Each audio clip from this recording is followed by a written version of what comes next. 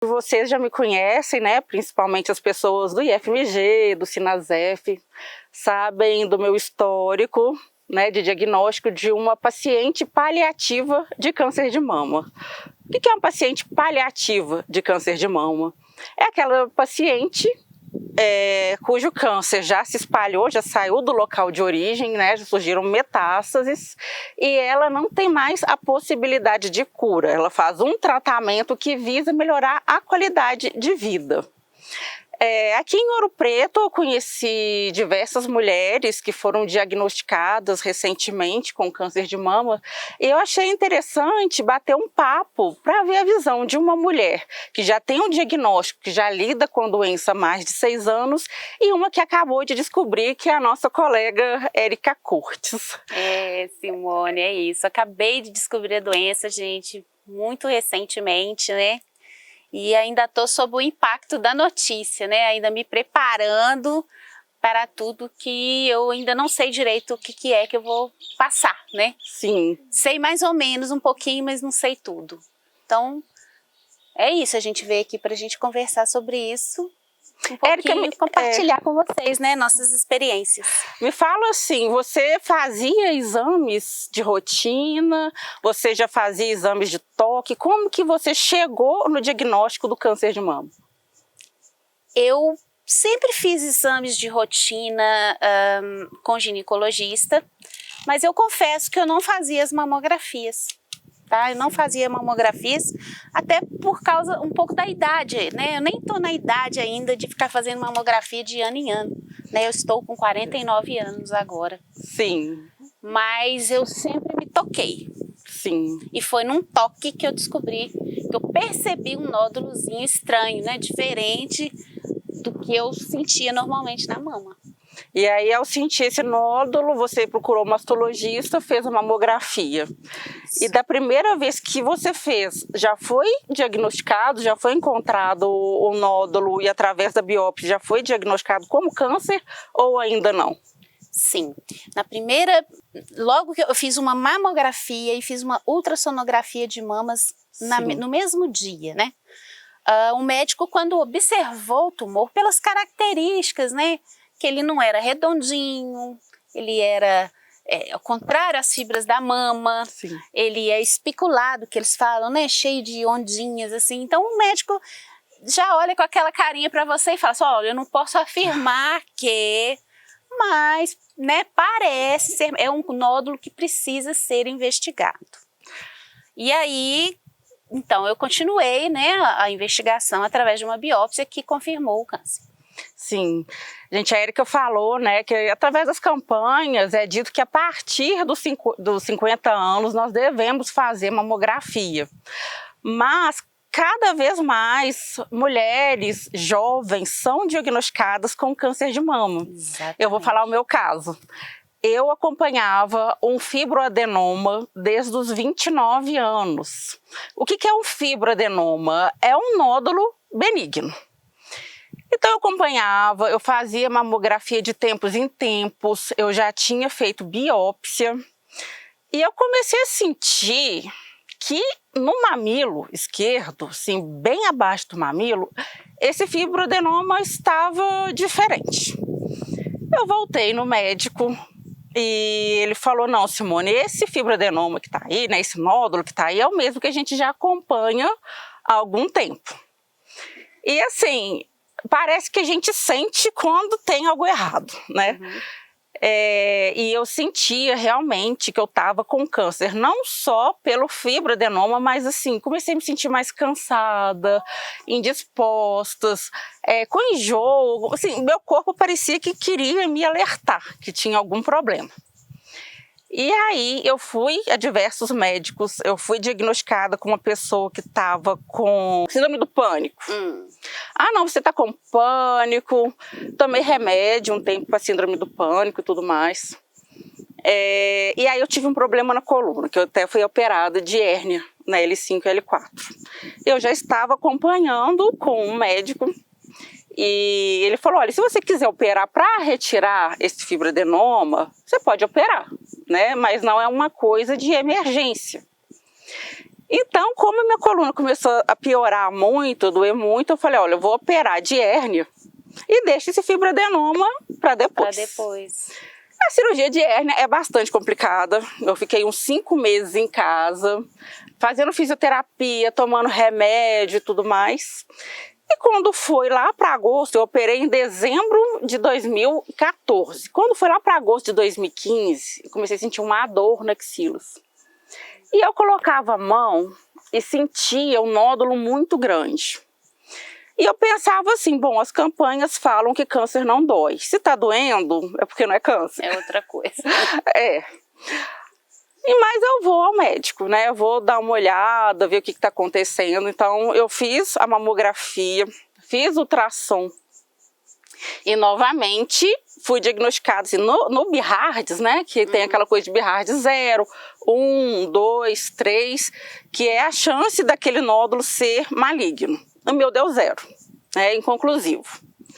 Mas a médica que fez o exame disse, ó, provavelmente é benigno, é esse que você já vinha acompanhando há algum tempo.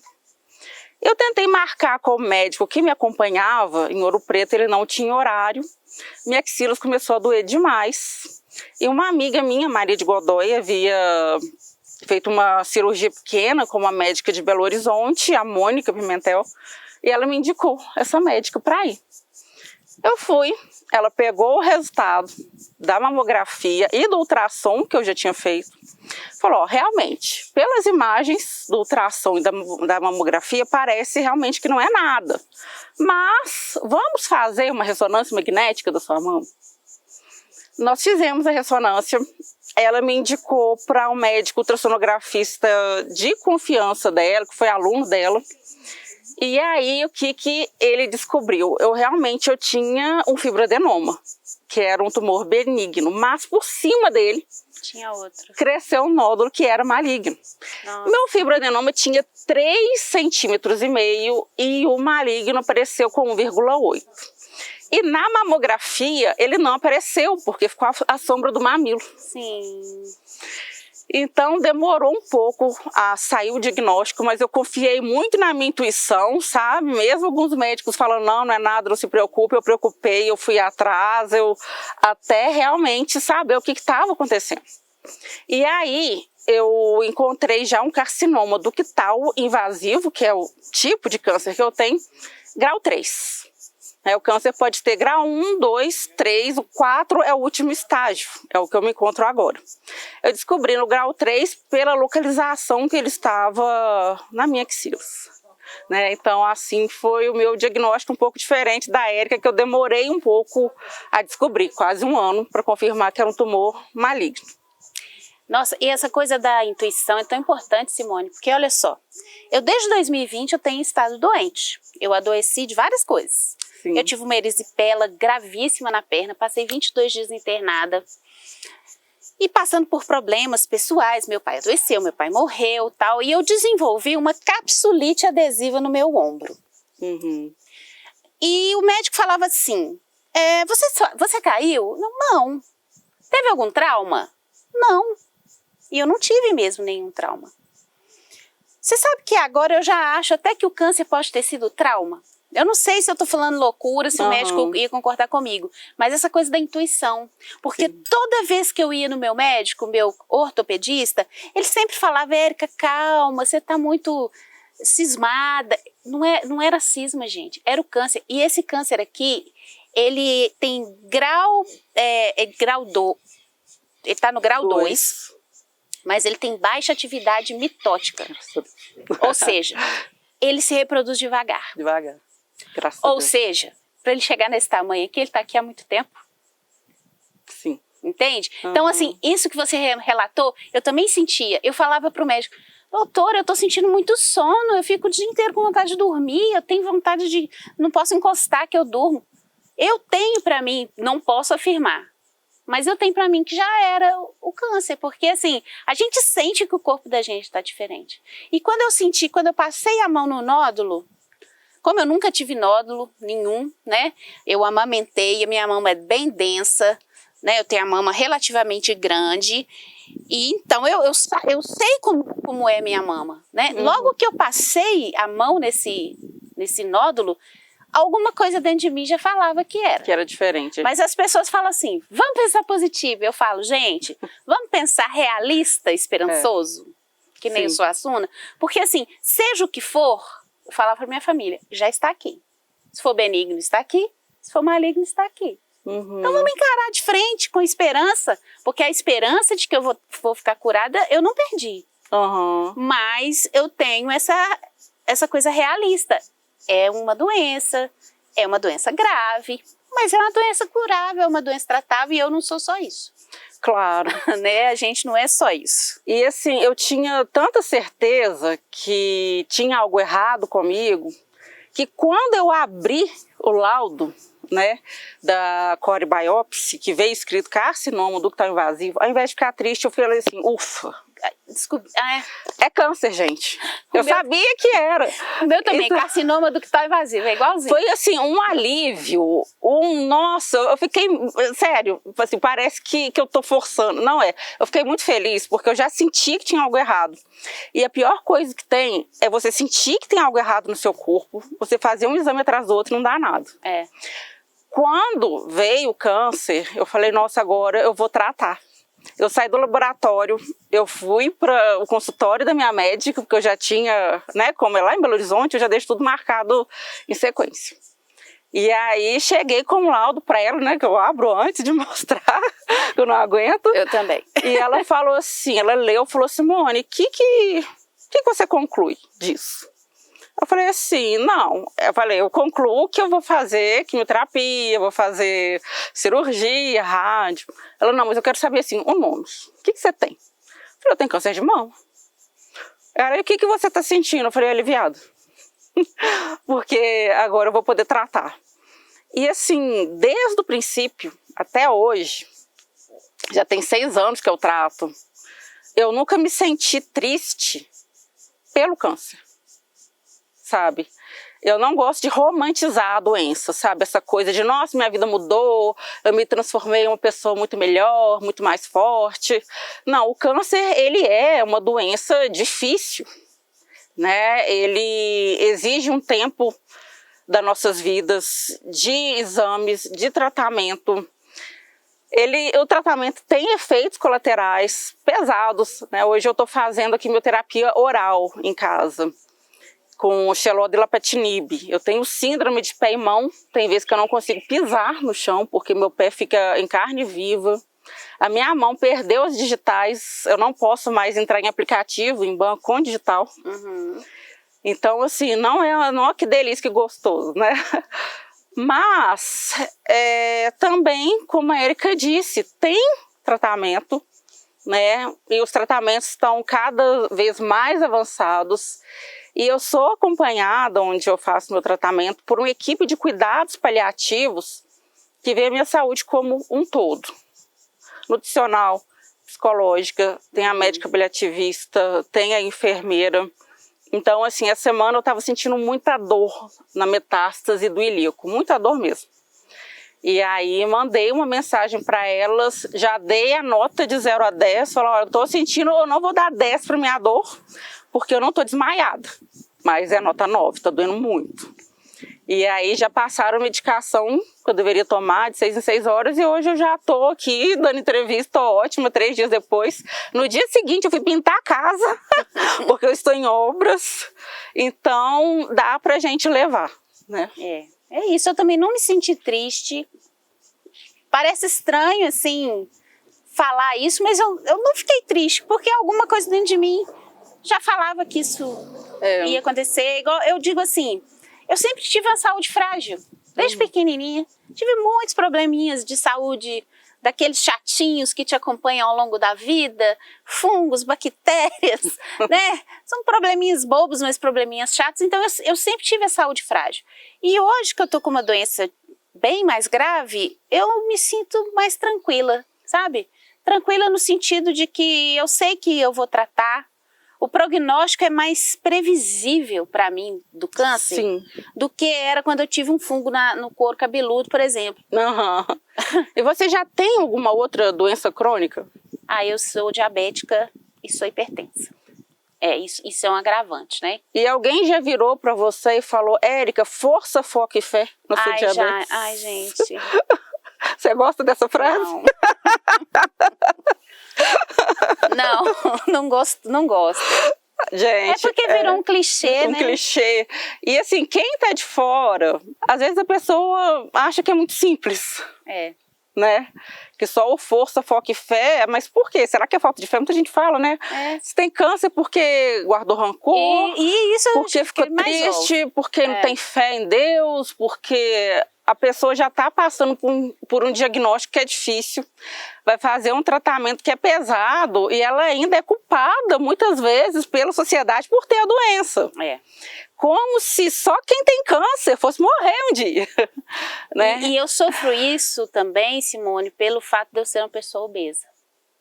Porque é fato que a obesidade é um grau de risco para o câncer de mama. Sim, né? Bem grosso modo, assim, eu entendi que as gorduras que a gente tem periféricas e as gorduras que nós acumulamos nos nossos órgãos, elas produzem hormônio. E o hormônio alimenta o tumor, né? Sim. É um dos alimentos do tumor. Mas isso não é determinante, né? É muito ruim a gente ouvir das pessoas, quando você é uma pessoa obesa, ninguém é obeso porque quer. Né? Ser obeso é um conjunto de fatores. Eu me alimento muito bem, sempre me alimentei muito bem. Sou preguiçosinha, não gosto muito de fazer atividade física. Mas sempre cuidei da minha saúde, assim, de forma propositiva. Eu quero ficar bem, mas eu tenho problema hormonal, eu engordo, né? Meu metabolismo é baixo. O câncer de mama que pode ser provocado por hormônio.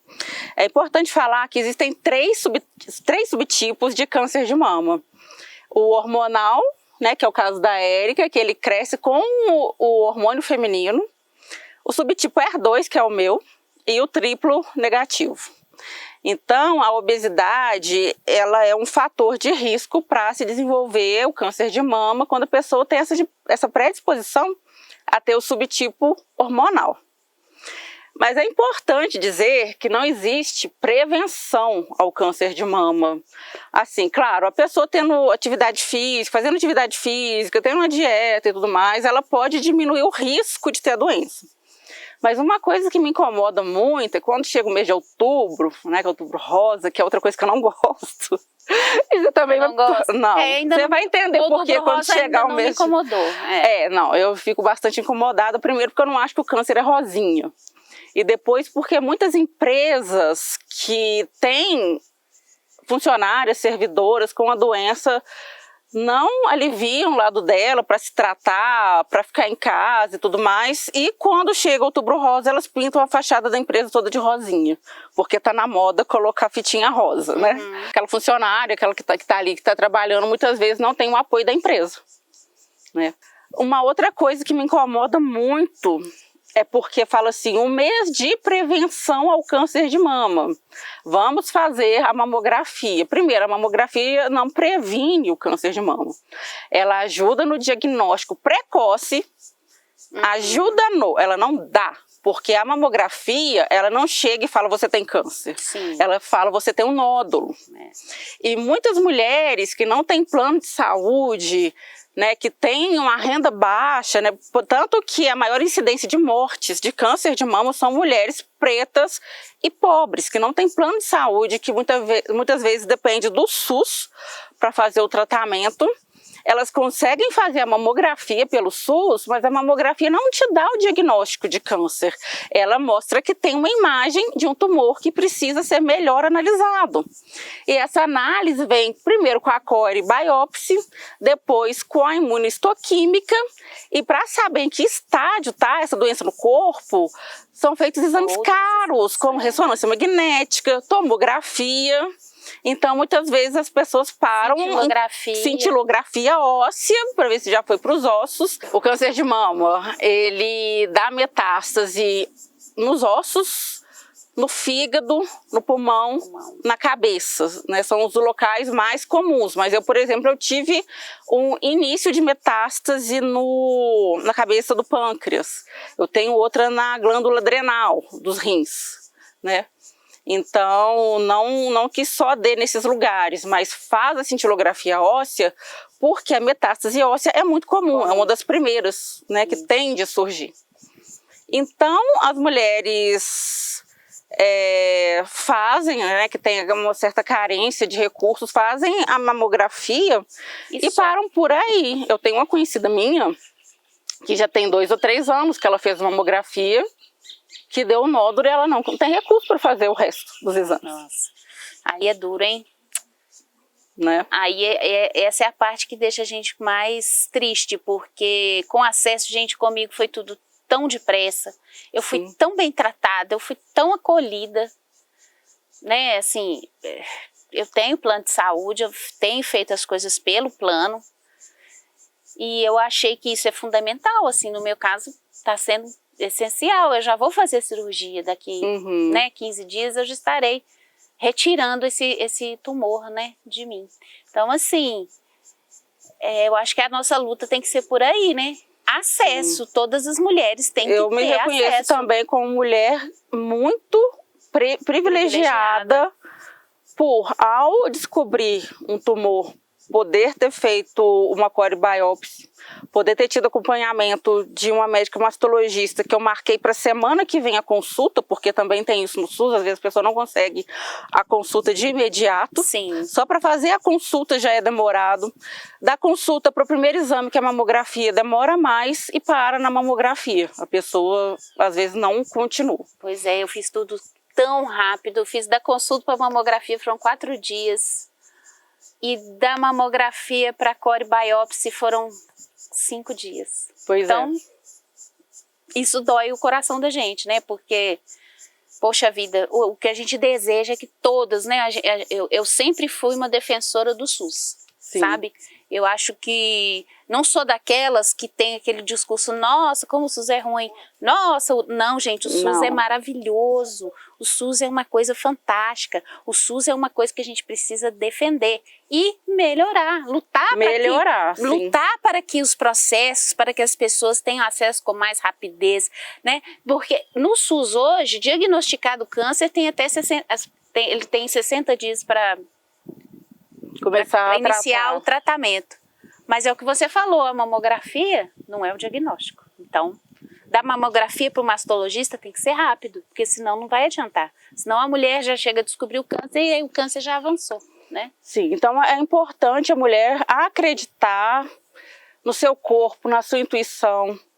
Não existe idade mais mínima para fazer mamografia. Se você é mulher, se você tem condições, se você está sentindo alguma coisa alterada, ainda que tenha 19, 20 anos, procure um mastologista ou um ginecologista, faça os exames, faça mamografia, ultrassom, o que for necessário, para ter o diagnóstico o mais rápido possível. Sabe, Simone, você comentou sobre a axila.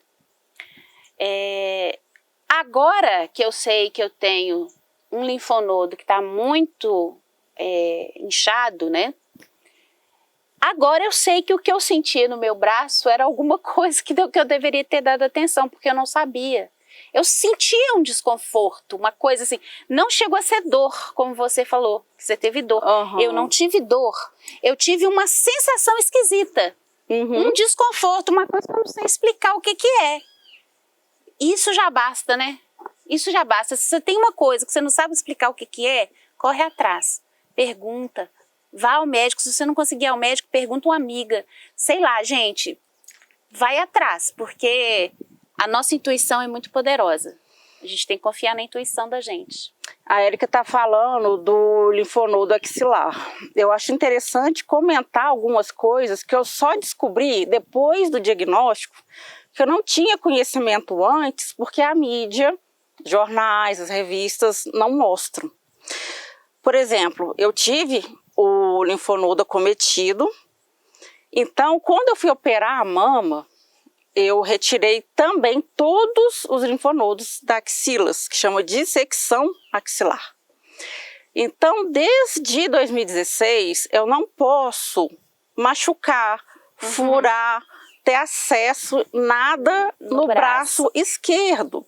E quando vou fazer as unhas, eu não posso tirar cutículas, tem que tomar muito cuidado, porque senão pode dar linfedema, que é um inchaço, o braço fica do tamanho de uma perna e é muito difícil de desinchar. Isso Aprendi isso rapidinho. Isso foi a primeira coisa. Outra coisa, eu achava que a pessoa tem câncer de mama, ela vai fazer uma cirurgia, vai tirar só ali onde tem um nódulo e vida que segue. Não, no meu caso eu tive que fazer uma quadrantectomia. Eu tirei toda a região central da mama, não tem mamilo esquerdo. E tem mulheres que têm que tirar toda a mama. Eu tirei somente a região central porque o meu câncer foi no mamilo. Mas em casos que o tumor está mais adentrado, né, na mama, a pessoa faz a mastectomia radical ou total. E ela tem a mama retirada por inteiro. Alguns cirurgiões já fazem a plástica na própria cirurgia de remoção do tumor. No meu caso, eu fiz a quadrantectomia e eu fiz a cirurgia. Comecei a fazer, mas desisti. Então eu mantenho a minha mama tal qual foi quando eu fiz a cirurgia. Um dia antes da cirurgia, eu tirei uma foto minha de frente para o espelho para guardar a imagem das mamas. E o momento que foi mais difícil nesses 6 anos foi retirar o curativo no banho, logo após a cirurgia, porque eu sabia que eu estava com a mama bem diferente, né, da original, tinha retirado o quadrante, eu não sabia como eu ia reagir emocionalmente a ver a minha mama sem a parte central, sem os mamilos. Então eu enrolei um pouco para tomar banho e no banho eu tirei tipo assim, olhando para lá e fui abaixando os olhos aos poucos até chegar e ver a cicatriz. Mas não fiquei tão abalada como eu imaginava que ficaria. Eu aprendi a lidar com isso, eu aprendi a aceitar meu corpo. A partir dessa cirurgia, outras coisas que me preocupavam no meu corpo passaram a ser assim, nossa, uma celulite, gente, uma estria, uma cicatriz, né?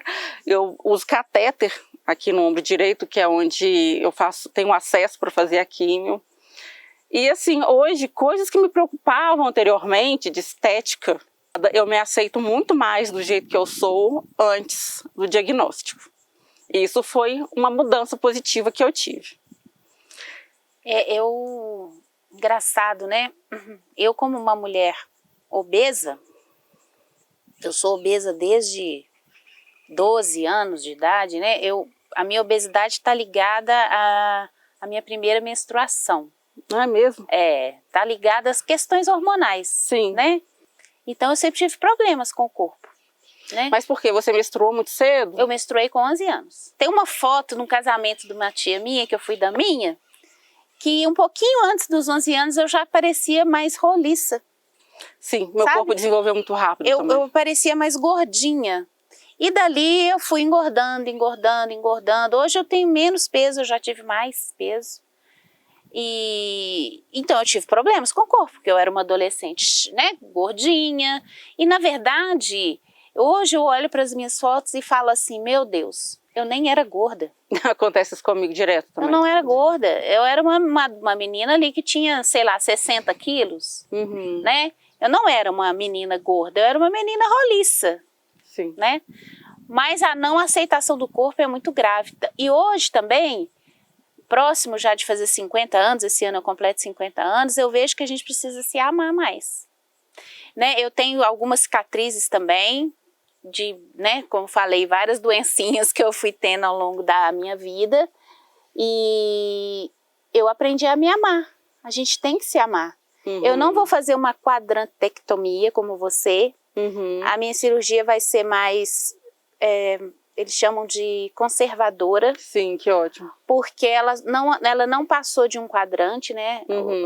A lesão está num quadrante só e vai ser retirado a lesão e mais um tecido sadio em torno dela. Sim. Então é uma cirurgia menor. É uma cirurgia menor, né? E assim, eu já, né, vou fazer isso também, vou fazer uma foto assim para eu lembrar como, né, que era. como que era antes e como que vai ficar depois. E eu sigo me amando, porque a gente precisa se amar em primeiro lugar, né?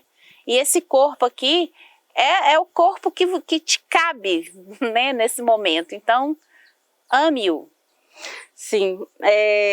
Bom, uma outra coisa também que eu descobri após ter o câncer, que toda vez que eu tenho a possibilidade de falar, eu falo, que como o câncer, na maioria das vezes, né, o meu primeiro, até isso também, gente, o meu primeiro câncer foi hormonal. E aí, quando eu tive a metástase, ele mutou para HER2. Então, acontece isso, de começar o tratamento com um subtipo, e quando dá metástase, ele mutar para outro subtipo. Então, muita gente fala, por que você não toma o mesmo remédio que fulano tomou, que ficou boa, né? Mesmo sendo o mesmo subtipo, cada câncer como é que fala? Cada câncer se comporta de uma maneira diferente. Cada corpo, né? Mas, sendo hormonal, o tratamento tende a reduzir a produção desse hormônio no corpo. Então, em janeiro de 2015, eu, aos 35 anos, 2 anos depois de sofrer um aborto espontâneo, ainda não estava decidida se eu queria ou não ter filhos, eu entrei na menopausa, na segunda quimioterapia. E a minha menstruação nunca mais voltou. E eu acho estranho como que isso não é comentado nas campanhas. Que a mulher que tem o câncer, na maioria das vezes, ela não vai poder engravidar mais. E tem meninas que têm tido câncer com 23 anos, com 25, com 26. Então, assim, o que eu falo para as minhas amigas, né, que já passaram dos 30, que tem diagnóstico na família, que ainda não se decidiram se vão querer engravidar ou não, é fazer o congelamento dos óvulos. Porque aí mais tarde ela vai poder decidir por si própria e não pela doença, se ela vai querer ou não ser mãe. Que para mim isso foi um choque, sabe? Eu ainda não... Pode até ser que eu teria optado por não ser mãe. Mas eu ouvi isso faltando um mês para começar a quimioterapia, e aí eu falei com minha médica, e se eu fizer o congelamento dos óvulos? Ela falou, não dá mais tempo, porque para você congelar, a quantidade de hormônio que vai ser injetado no seu corpo é muito grande. E isso pode prejudicar isso alimentar o câncer, né? Então eu já não poderia fazer mais. Então eu descobri que eu estava com câncer, que eu ia entrar na menopausa e que eu não poderia ser mãe tudo de uma vez só. E isso foi muito pesado para mim.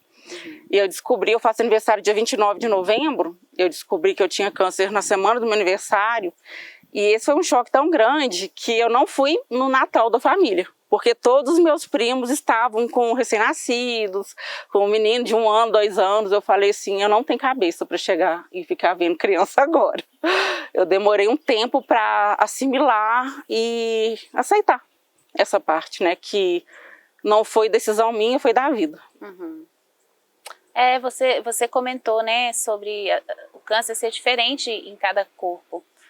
Tem muito amigo meu me questionando, por que eu não vou fazer a quimio prévia? Né? Porque todo mundo fala, mas tem que fazer a quimio para diminuir o tumor. Não, depende, gente, cada caso é um caso. Eu acho que a gente tem que confiar no profissional que está com a gente, né? Eles têm experiência, então eu estou confiando no médico que me acompanha. E no caso aqui, o tumor é pequeno. E é isso, né? Assim, cada caso é um caso, cada corpo é um corpo.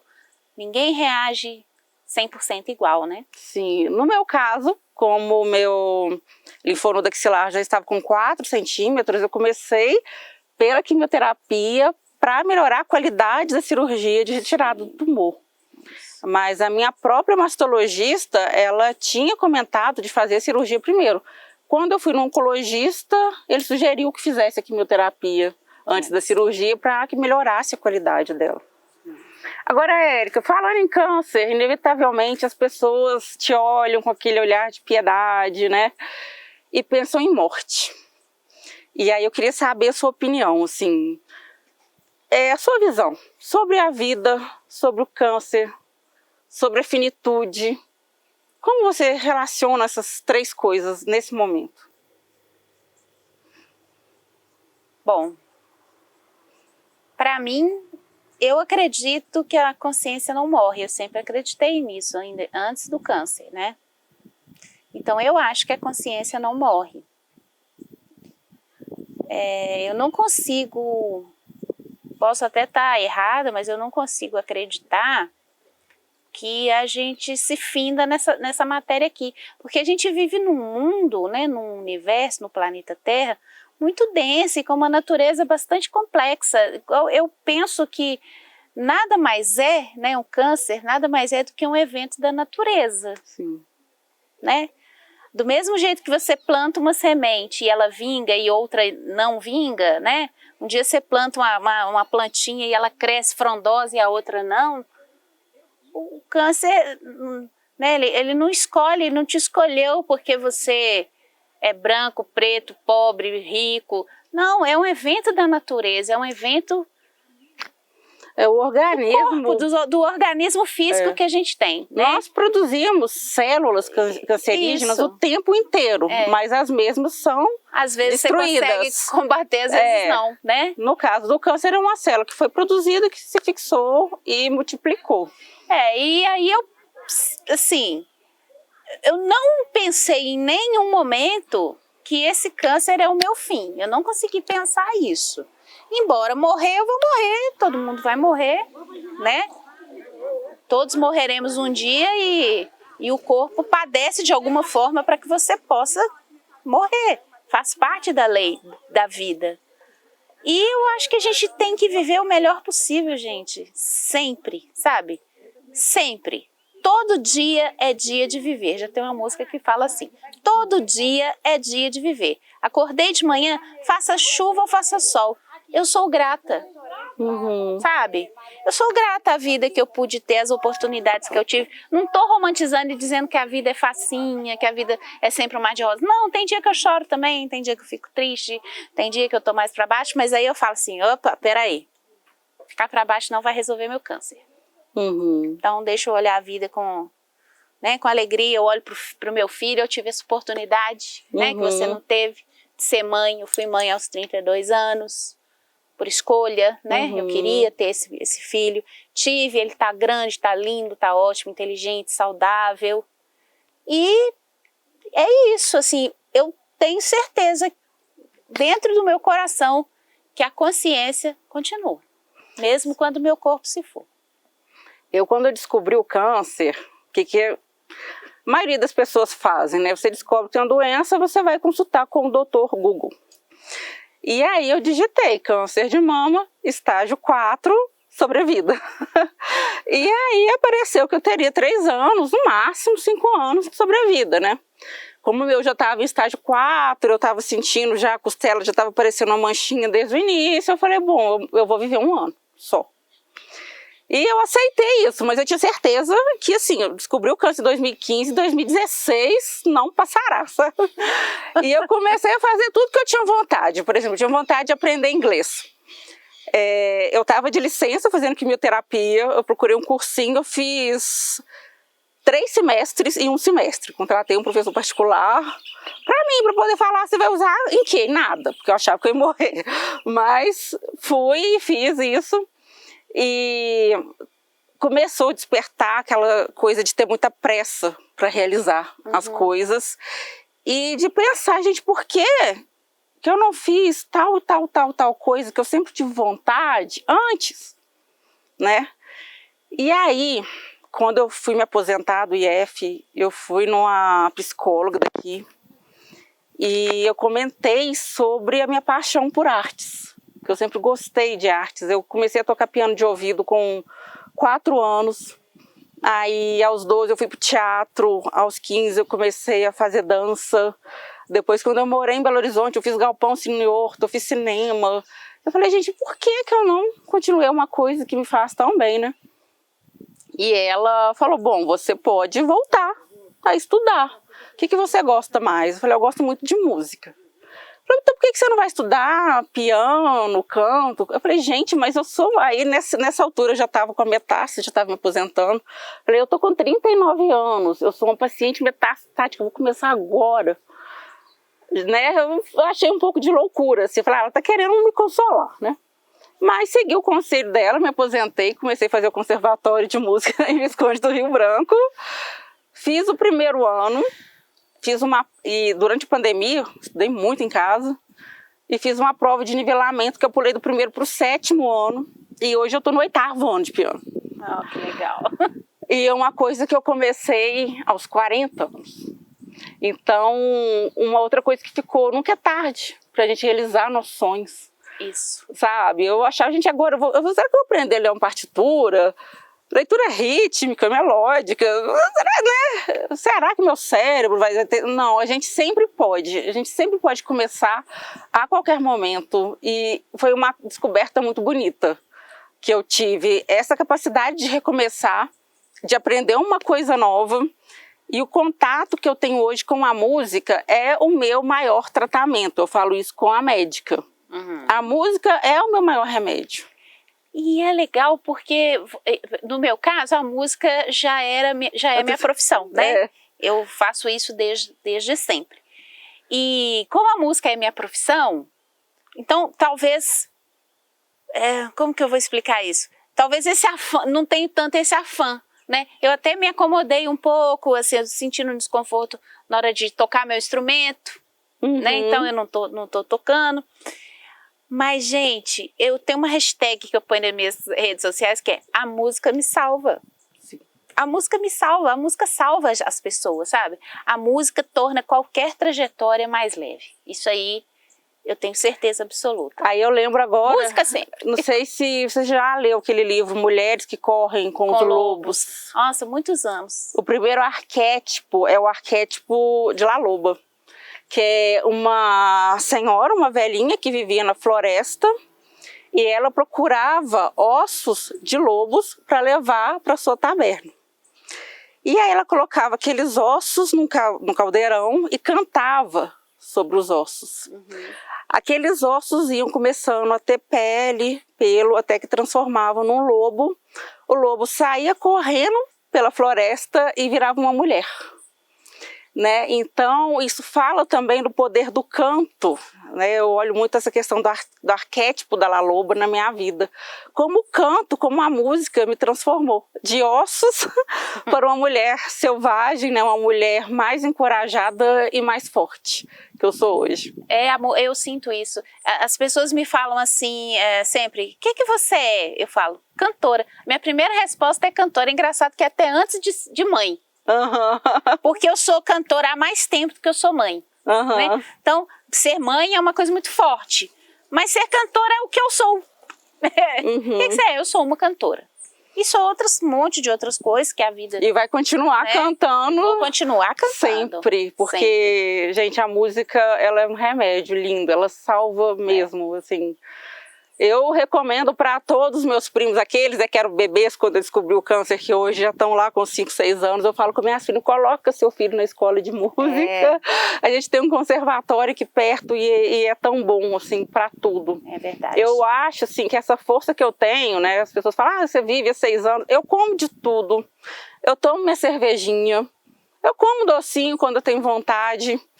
Mas essa força eu acho que eu tirei mesmo da arte da música para sobreviver.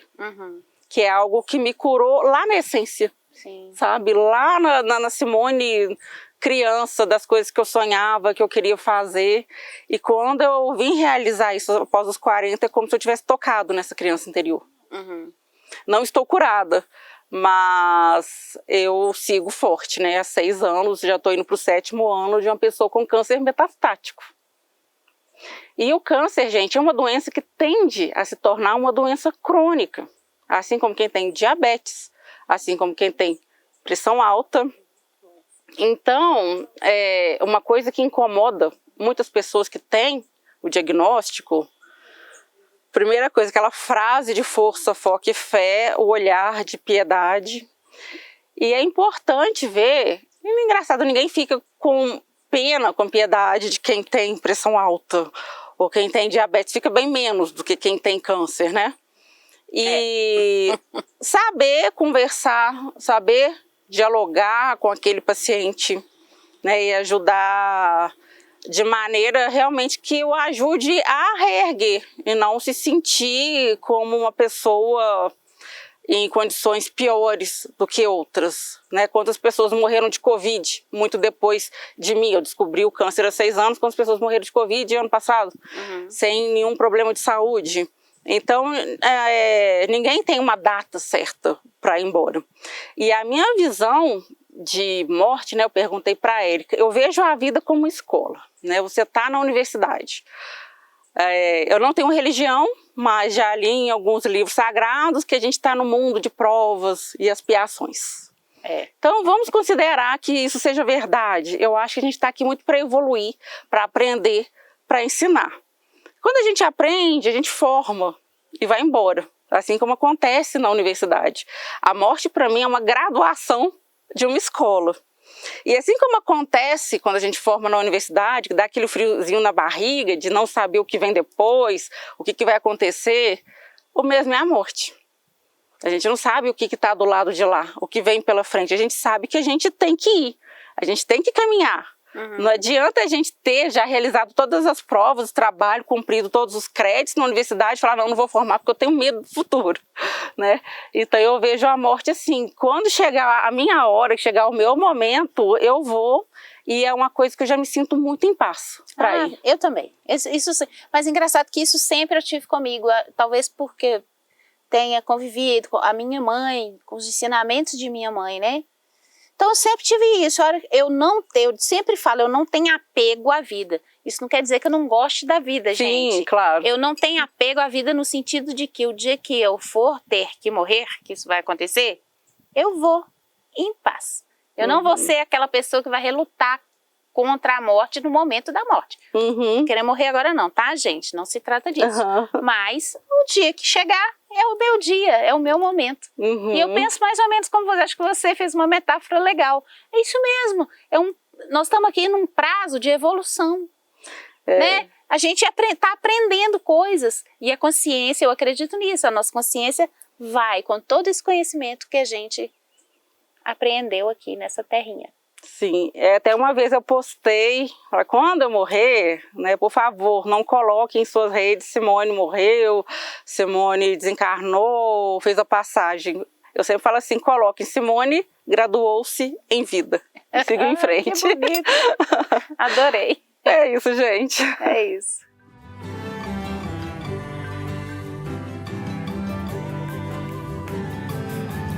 Vai sem direção.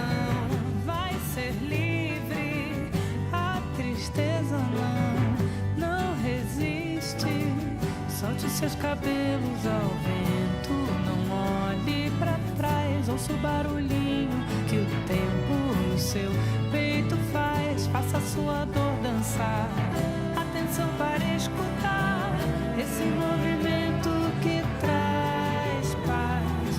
Cada folha que cair, cada nuvem que passar, ouve a terra respirar pelas portas e janelas das casas. Atenção para escutar o que você quer saber de verdade. Saber